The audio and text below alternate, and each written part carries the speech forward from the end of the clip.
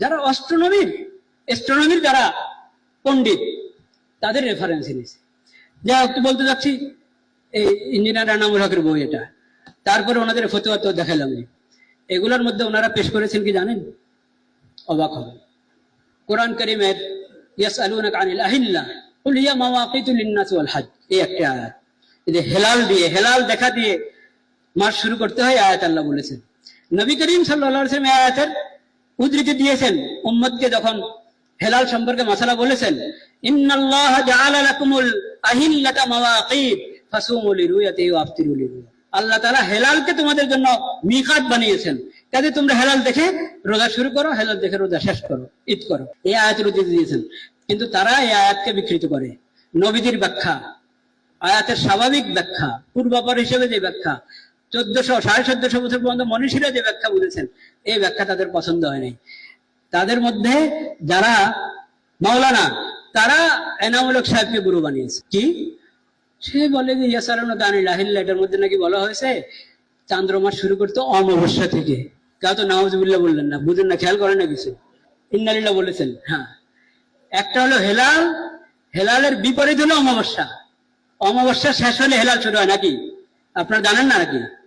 হ্যাঁ, অমাবস্যার পরে হেলাল। তো হেলাল কি ঘটনাটা কোথায় শুনেন? ইংরেজিতে হেলালের একটা অনুবাদ হলো কি? নিউমুন। নিউমুন যখন সে ডিকশনারিতে খুলেছে, ইংরেজি থেকে বাংলা ডিকশনারি, নিউমুন, এক অর্থ লেগেছে নতুন চাঁদ, আরেক অর্থ লেগেছে অমাবস্যা। তো এখন অমাবস্যা যখন দেখেছে, খুশি হয়ে গেছে, অমাবস্যা। আরে আল্লাহ কি কোরআনে নিউমুন বলেছেন না হেলাল বলেছেন? হেলাল বলেছেন। তো হেলালের অর্থ কি সেটা না জুব্বা? তুমি ইংরেজিতে হেলালের অর্থ দেখেছো নিউমন, এরপরে বাংলাতে নিউমনের অর্থ হলো অমাবস্যা। এইভাবে কোরআন বুঝা হবে? এই হলো ঘটনা। অথচ হেলালের তরজমাতে, অনুবাদে যে নিউমন বলা হয়েছে, ওটা হলো কিসেন মন হেলাল, ওটা অমাবস্যার অর্থ নিউমন না। এইভাবে কোরআনের আয়াতটি বিকৃত করে দিয়েছে। বলে অমাবস্যা থেকে মাস শুরু হবে, আবার বলে যখন দেখা দেওয়া সম্ভব। কখন দেখা দেওয়া সম্ভব? এটা তো এই কনজাকশনের পরে, অ্যাস্ট্রোনমির যেটাকে বলে নিউমন বলে, সে নিউমনের পরে গিয়ে এটা কয়েক ঘন্টা পরে এটা দৃশ্যমান হয় চাঁদ। দৃশ্যমান হওয়ার সময়টা সম্ভব ভাবে, একবারে নিশ্চিত ভাবে না, মোটামুটি এখন দাবি করে যে বিজ্ঞান বলে যে মোটামুটি নিশ্চিত, কিন্তু তারাও পুরো নিশ্চিত বলে না। আগে থেকে বলে যে অমুক সময় অমুক জায়গা থেকে দেখা দেওয়ার সময়টা আপনি যে কোনো ইয়েতেই মুন সাইডিং এ ঢুকেন, আপনাকে দেখায় দিবে, পুরা নকশা দেখায় দিবে পৃথিবীর কোন জায়গায় সম্ভাবনায় নাই, কোথাও টেলিস্কোপ দিয়ে দেখা যাবে, কোথাও ভালো চোখ হলে দেখতে পারবে, কোথাও একবারে সরাসরি খোলা চোখে দেখতে পারবে, সব বিবরণ দিয়ে দেয়। ওরা বলে যে এটা এভাবে ক্যালেন্ডার তৈরি করো, এই লোনার ক্যালেন্ডার দিয়ে মাস শুরু হবে। তো এখন একবার বলে নিয়মন দিয়ে, মানে অমাবস্যা দিয়ে, আরেকবার বলে লোনার ক্যালেন্ডার দিয়ে। দলিল এই আয়াতি বলে দুনো কথার দলিল, বলেন একে আয়াত দুনো কথার দলিল।